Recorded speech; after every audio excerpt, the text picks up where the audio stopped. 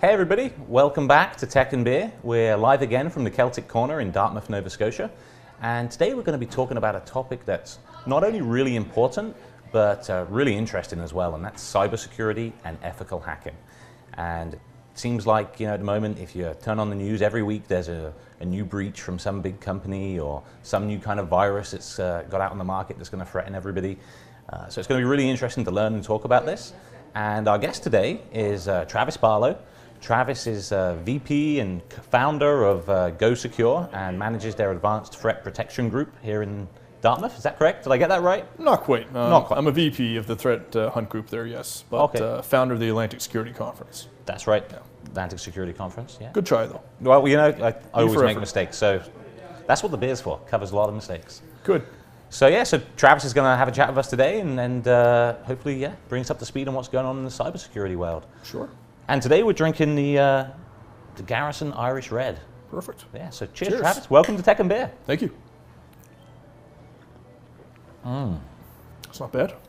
Yeah, that's good. That's my first time. I could have a second one of those. Absolutely, yeah. Garrison, they're another local Halifax-based brewery. They are. They've been around for a little while, but they do a good job. That's delicious. That's just right. So what's your background, Travis? That's a great question.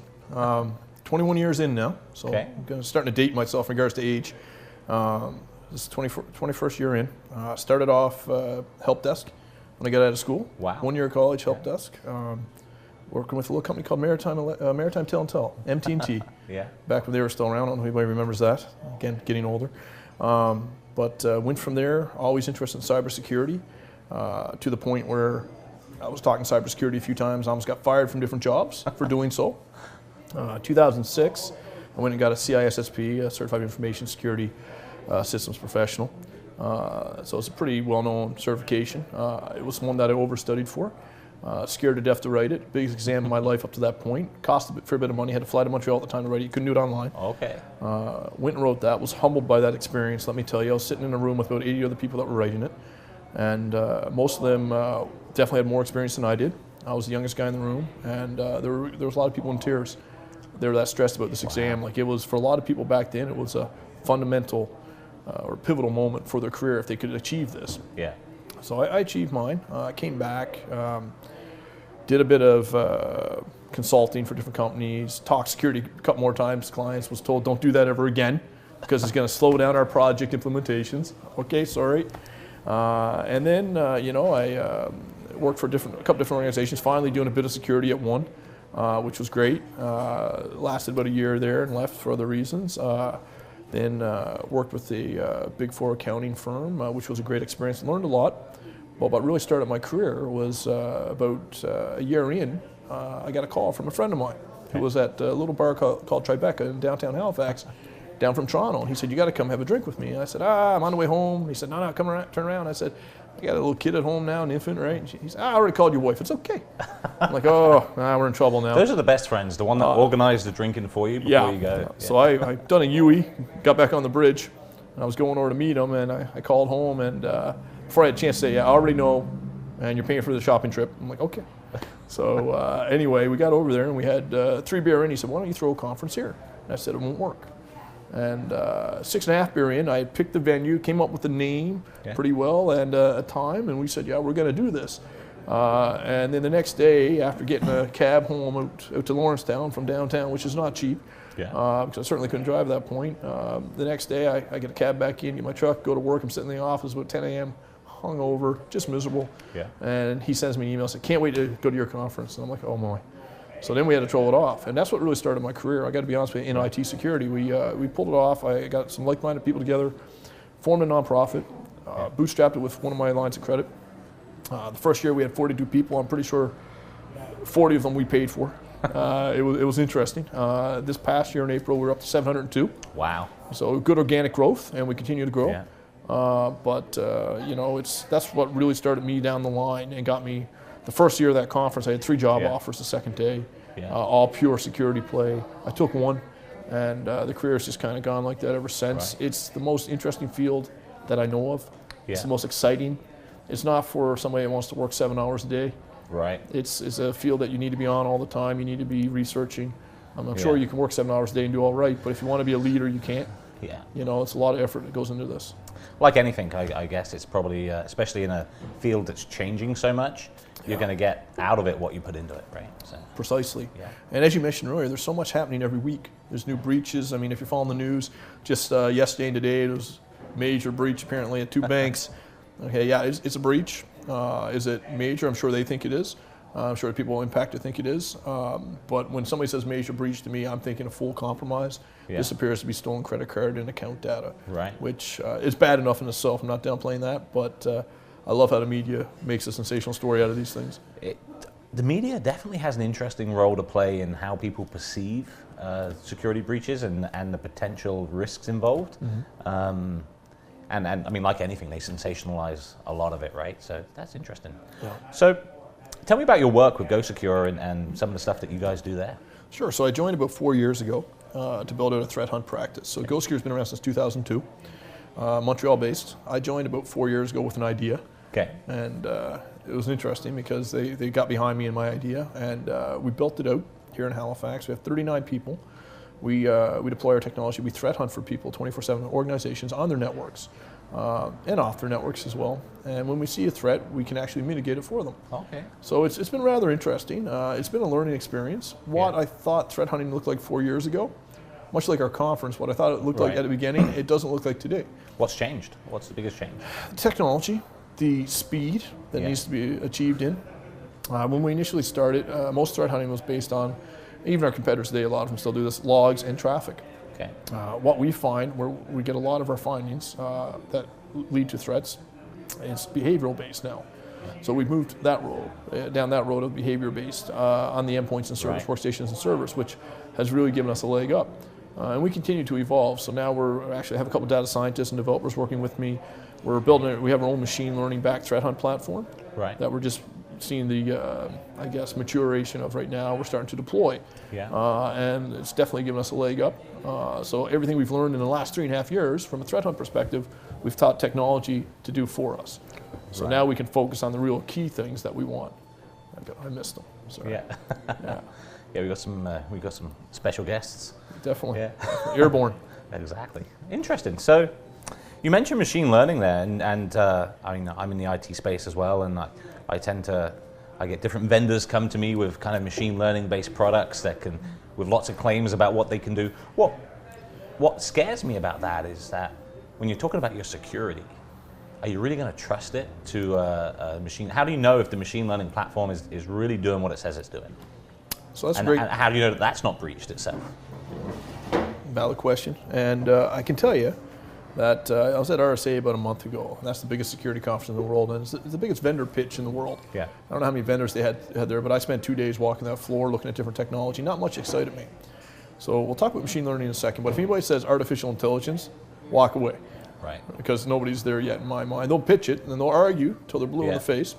When it comes to machine learning is interesting, and you know, I got a data scientist you're welcome to interview sometime as well up there, Alex Ketty, genius, young guy from Halifax, real smart guy, got a great beard. So I figure the smarter he gets, the longer the beard gets. But anyway, you know, with machine learning, you have to continue to train. And I think what happens, a lot of product-based companies, especially around security, what will happen is they'll build a product and they'll see some success, some detection success, some mitigation maybe, and they'll go to market. But with a lot of product companies, the idea is build it, and then slow down your development and make as much profit as you can selling what you already have. And when it comes to security, that's a lose-lose. Right. That's not going to work. Right. So That makes sense. I'm always leery when somebody says machine learning, because I want to know how they're doing it. Like the way we're looking at it now is a constant retraining as we go. Yeah. And it's a big investment to do that. It's not, you can't automate the retraining at the level you'd like to, right? Because it requires testing, revision testing. There's a lot to this.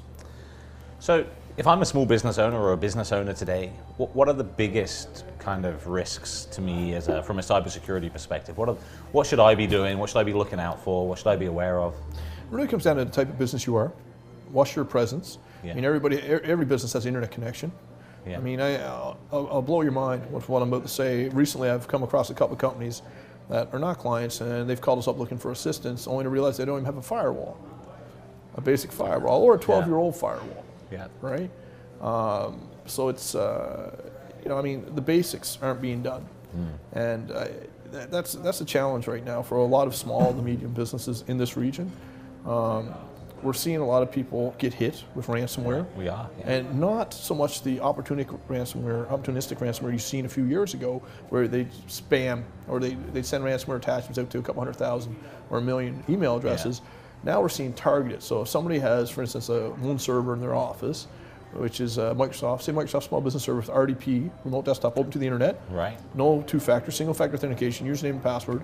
We're seeing an attacker target these guys, and it's easy to find them. You use a website called Shodan. You can find anything you want, okay. Or you can just scan the internet. But you get in there, they compromise it, brute force attack. They get in, they start looking around. They say, "Oh, here are your backups over here. Yeah. Here's your server. Here's your finances. What do you bill on average a month? So if you're down 2 weeks, what's it worth to you? Let's see." And then they encrypt everything. Yeah. And we're seeing more and more of that. Between Christmas and New Year's, I personally received 4 calls from companies I've never heard of saying, "Can you help us?" Yeah. And we got one last week. "My backups are encrypted, my servers are encrypted, can you help us?" Sorry, but that comes back to a base principle. Where are your backups stored? Right. Are they off network or on network? Everybody's moving towards these technology solutions that are easy and fast to back up, fast to restore. They don't think a lot about the potential for ransomware and so forth. Right. So I know a lot of organizations that are after paying out. Yeah. No, me too. I've heard. It's a shame, really, but. Yeah. Again, I think some of it comes down to what business are you in and what's the kind of information you're storing. But it is a shame, and it's a big cost to a lot of businesses. That's why it's a multi-billion-dollar industry now. Right. Interesting. It is, but you raise a good point. Multi-billion-dollar industry that, in a lot of cases, is driven on fear. Absolutely. Fear, uncertainty, and doubt. FUD, as you know. And personally, we don't operate like that. And I know a lot of organizations that don't. But I think when you look at the purchasing, people doing the purchasing today, most of them they're fearful. They don't want to be hit, and they don't want to be known as, if you're a CISO, Chief Information Security Officer, you don't want to be known as the guy that was hit because you didn't buy this or you didn't buy that. Yeah. The other side of this is you have a lot of vendors promising the world. At the end of the day, your device, your next-gen firewall, your software solution, it can't do all of that. It might do it in the best occasions. Will it do it all the time? No. Will it be 100%? No, because in security, nothing's 100%. And true security is 3 things: sweat, blood, and tears. Right. On top of the tech, because you need that human component that we talked about earlier. Without that human component, it's going to fail. Right. It's people and process. Yeah. And dedication. No, that makes sense. Yeah. Oh. So, what, from your perspective, what are the trends going forward? So, going forward in the cybersecurity world, what's the biggest trend that we see? I think you're going to see more move towards automation. So you've heard of network orchestration. Okay. You're going to see more security orchestration. We've already seen some companies come up with that. My big fear is when you talk about a trend in the industry, right now, a lot of people are creating great tech, but they're creating it, they're venture cap backed, which I'm not against by any means. Right. But you got to look at, if you were a CISO now and you're going to invest, say it's just $250,000, which is a nice chunk of change, in this technology, is it going to be there next year? We're seeing a lot of movement in the providers, the vendors, and I think there's going to be a lot of consolidation in the near future. Yeah. We've seen some already, but I think in the next year or two, there's going to be much more. Yeah. There's still going to be constant startups, new VC-backed ventures, but I think even the investors are starting to say, when am I going to see my money? Yeah. There's a lot of money been invested in this industry, and a lot of people are saying, how soon till I see my money, my return on my investment? Yeah. In regards to threats, I mean, right now, I gave a keynote a couple weeks ago in Newfoundland. And I can tell you that, I said the same thing there, I'll say here. The biggest threat to you as an individual organization is based on somebody wanting to make money. It's all financial. Occasionally there's going to be something else. There's going to be all hacktivism or something, which is great. But the biggest one we're seeing right now is financial. That's not going to change. They want your money. Now, your money can come in many terms, in many forms. It could be actual taking money out of your account, taking money from your company, encrypting you, ransomware and so forth. The bank that I told you about earlier, the 2 banks that were compromised, they didn't know until they received the ransom demand for $1 million. And even if they pay it, who's to say that data is going to come back or be deleted? Yeah. Who knows? Do they really have the data? Who knows? Yeah. Right? I don't know all the ins and outs of this right yet. It's still coming out. It's active. But the other type, and with that bank issue yesterday, is data. What data do you have in your organization? What would that be worth? So if you're a provider, if you're managing somebody's networks, you have access to their networks, how do you protect that? Absolutely. Recently, with one of my clients, we became aware of, when we started digging in on something, that their third-party provider that has remote access to their networks doesn't use two-factor authentication. So anybody on the internet could hit this. Wow. Yeah. And get access. And then it got really interesting because then we found out that a third-party, when I had a conversation with them, a third-party provider is also used by 2 other clients I know of who hadn't informed us. Yeah. Right? Interesting. Very interesting. So, I mean, it's one bit of advice I'll give any of your viewers is if you're using a third party, whether they're just managing your network, managing your servers, if they connect remotely, how they do it. Right. Makes sense. If you're a smaller business, do you have a firewall? What type of firewall? Yeah. You know, look at replacing that. Make sure it's up to date. Is it up to date? That's I had a customer just last week. Believe it or not, they've got a number of firewalls and none of them are updated ever. So they're not. So the they're not subscription's expired. Yeah. Subscription's expired. So the value is like nil. Yeah. In reality, when we look at clients that have next-gen firewalls, which is what you buy today, obviously, where the integration of antivirus, network scanning, traffic scanning, everything. Most of them integrate an endpoint agent too for your workstations and servers. You know, we look across our client base. Doesn't matter what they're running. At best, these next-gen firewalls are catching about 25% of the threats. Right. So there's still 75% left. Right? Yeah.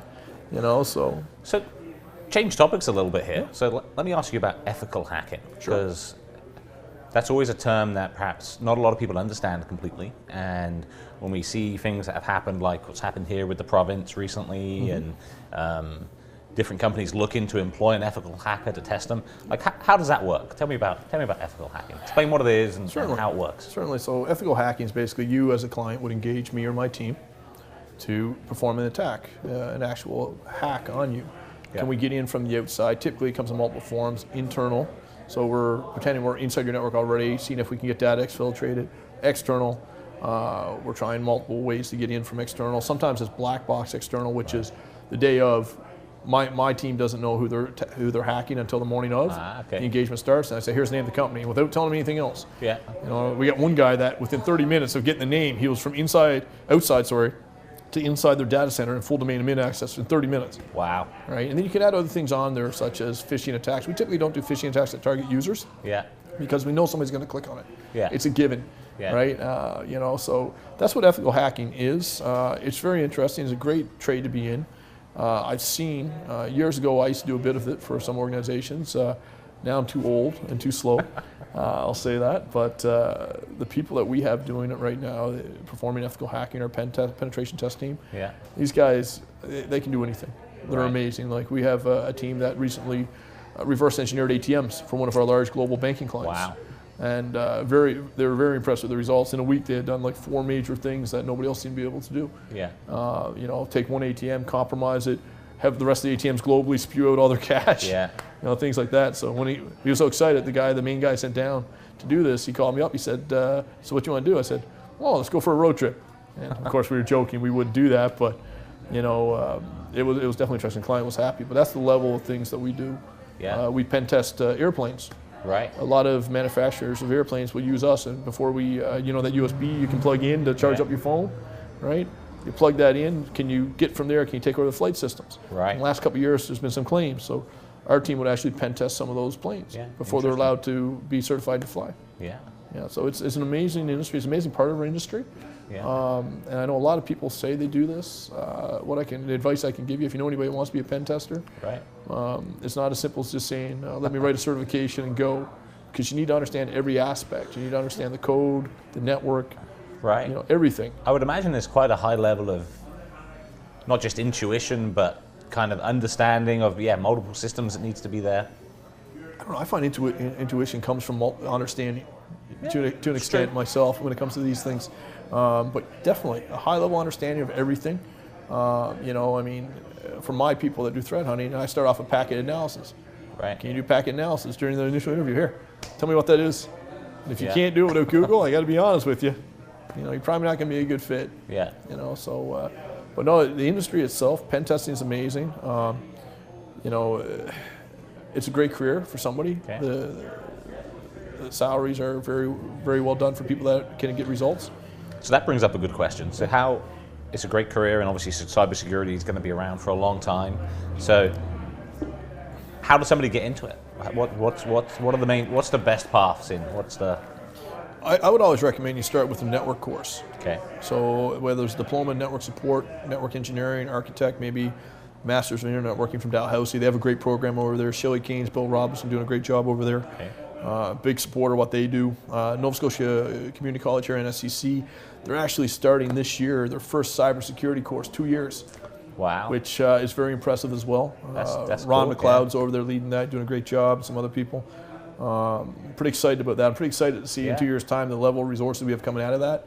Yeah. What a great thing for this region as well to have those kind of courses in our education. Because, I mean, we've got some fantastic educational institutions. So to start spitting out tech-focused talent like that will be awesome. There's a big market for it, I tell you. I mean, we started here, and my whole goal was to start with Go Skier here and export our services everywhere, hire here and export our services. And we've been doing quite well. And lately, in the last year, we've landed a lot of clients in the region.